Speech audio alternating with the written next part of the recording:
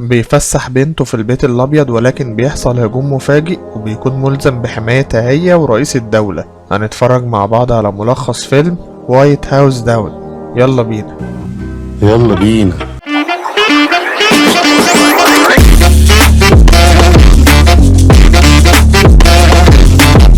بيبدأ فيلمنا واحنا مع الرئيس في الطيارة اللي بيكون اسمه جيمس، وهو بيكلم النائبة بتاعته اللي بتكون كارول، وبيقول لها ان في خدمات سرية هتعرفها بعدين. وبعدها بنروح لجون اللي بيكون في دورية، وهو مكلف بحماية رئيس مجلس النواب واللي بيكون اسمه إيلي رافلسون، وبنعرف منه ان جون انقذ ابن اخوه في افغانستان، وإيلي بيردله الجميل انه يشغله معاه، وبيوصله بعدها للبيت الابيض. وبنروح لمارتن اللي بيكون مسؤول عن قسم الامن في البيت الابيض، ولكن هو هيتقاعد، وبيخلع الشارة بتاعته وبيحطها جنب صورة ابنه اللي مات، وبيقول لمراته ان هو هيرجع متأخر، وبيركب عربيته وبيتجه للبيت الابيض. واول ما جون بيدخل البيت الابيض بيسأل الموظفة اذا كان يقدر ياخد بنته في جولة ولا لا، والموظفة بتوافق. وبعدها بنلاقي راجل على ايده وشم عبارة عن ارقام، وبيتحرك بيدخل غرفة الملفات وبياخد ملف معين. وهنا جون بيتكلم مع بنته ايميلي اللي بتكون زعلانة منه، ولكنه بيفاجئها انه جاب لها دعوة لدخول البيت الابيض، وبالفعل بتروح معاه ولكنها مش بتديله اي اهتمام. وبيبدأ الجارد يفتش عربيتهم وبيسمح لهم بالدخول، ولكن بيضطر جون ان هو يسلم السلاح بتاعه لانه يعتبر حاليا خارج الخدمة، لانه مش في وقت شغل. وبيروح جون يرمي كعب كده لكارول وبيقول لها انه عاوز ينضم لفريق حراسة الرئيس، ولكن كارول مش بتلاقيه مناسب للمواصفات ومش مؤهل وبترفضه. وهو بيزعل وبيخرج وبيقول لإيميلي ان هو اتقبل وبيكذب عليها. وبعدها بنروح لعم مارتن المتقاعد في اجتماع، وبيقول لهم ان دوت اخر اسبوع ليه وهيتقاعد ومش عايز لا تورته ولا احتفالات، ولكنه بيتفاجئ ان الفريق فرحان وجابوله تورته بالفعل. وهنا جون وايميلي بياخدوا جولتهم في المكان، واثناء الجولة الرئيس بيكون موجود، وبتكون ايميلي فرحانة وبتقدر ان هي تصوره وتسجله فيديو. وبعدها ايميلي بتطلب ان هي تروح الحمام، وبالفعل بتروح لوحدها. وهنا جيمس بيشكر مارتن على مجهوده وبيودعه، وبعدها بيجيله تليفون من رافلسون، وجيمس بيقوله ان اتفاقية السلام اللي بينهم وبين الدول التانية مثيرة للجدل، وفكرة ان هو يسحب القوات من الشرق الاوسط هتتم، ولكن رافلسون بيقوله معتقدش. وفجأة بنلاقي قنبلة موجودة في المكان عن طريق عامل نظافة وبتنفجر في المكان، وبتكون كارول بره وبتشوف المنظر بعينيها. وبيجي مارتن هو وطاقم الحراسة وبيفعلوا بروتوكول الحراسة وان هم بيقفلوا المكان كله،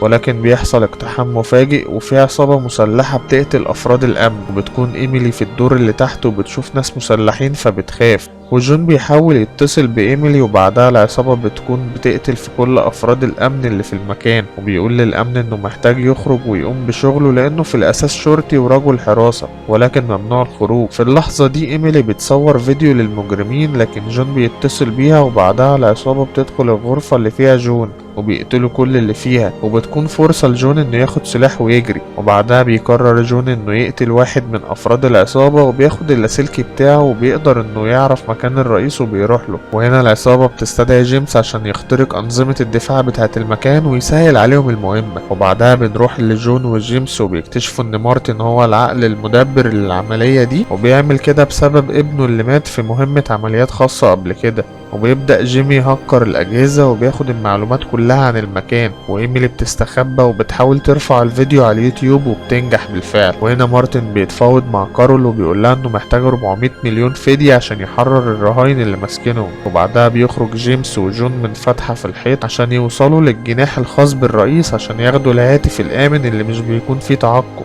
وبالفعل جون بيتصل بكارول وما بتكونش مصدقة إن جيمس معاه وإن هو اللي بيحميه، فبتأمره كارول إنه يخبي الرئيس في شبكة أنفاق سرية تحت الأرض، ولكن بيكبس عليهم 2 من العصابة.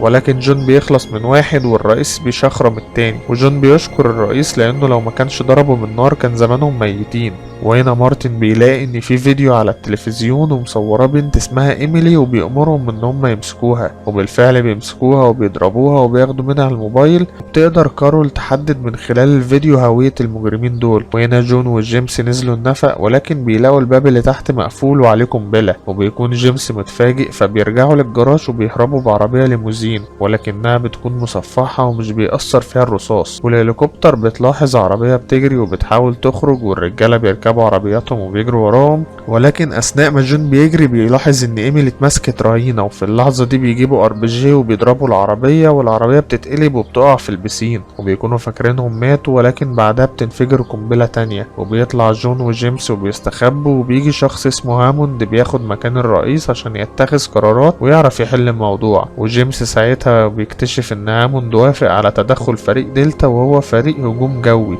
وبيطلع جون على السطح وبيقدر يتخلص من المجرمين اللي فوق وبيمنع الطيارات انها تتضرب، ولكن في طيارة بتتضرب وبتقع. في اللحظة دي جيمي بيكون نجح انه ياخد كل المعلومات اللي عاوزها، وبيقدر يفعل صاروخ بيضرب طيارة في الجو، والطيارة دي بيكون فيها هاموند الرئيس المؤقت. وبعدها العصابة بتقرر تعاقب ايميلي على الفيديو وبيودوها لمارتن، وبعدها بنلاقي الطيارات حضرت والهجوم هيبدأ، ولكن مارتن بيبلغ جون انه لو مسلمش جيمس هيقتل ايميلي، ولكن جيمس بيسمع فبيقرر ان هو يسلم نفسه. بيكون جون متضايق وبيبلغ كارول وبيقولها تسمح بالضربة الجوية ولكن خلال 8 دقايق، وبيظهر بعدها مارتن وهو بيوبخ جيمس وبيقوله ان انت ضعيف بسبب ان بنتك ماتت ومرضتش تستخدم القوة العسكرية في انك تجيب حقها، وده من خلال انك تضرب ايران بالنووي. وبيطلب من جيمس تشغيل المفاعل النووي، ولكن جيمس بيرفض، ولكن ساعتها بيحط مسدس على راس ايميلي وبيهدده. في اللحظة دي جون بيولع في المكان عشان أنظمة الإطفاء تشتغل. بينزل جيمس للباب الحديد اللي في النفق وبيحاول يهرب، ولكن بيكتشف إن في قنبلة تنفجر فيه، وهنا بيقدر رئيس العصابة إنه يوقع جون، ولكن بيجي شخص وبينقذه. بعدها جون بيحط له قنبلة في بقه وبيقول له طريق سلام انت.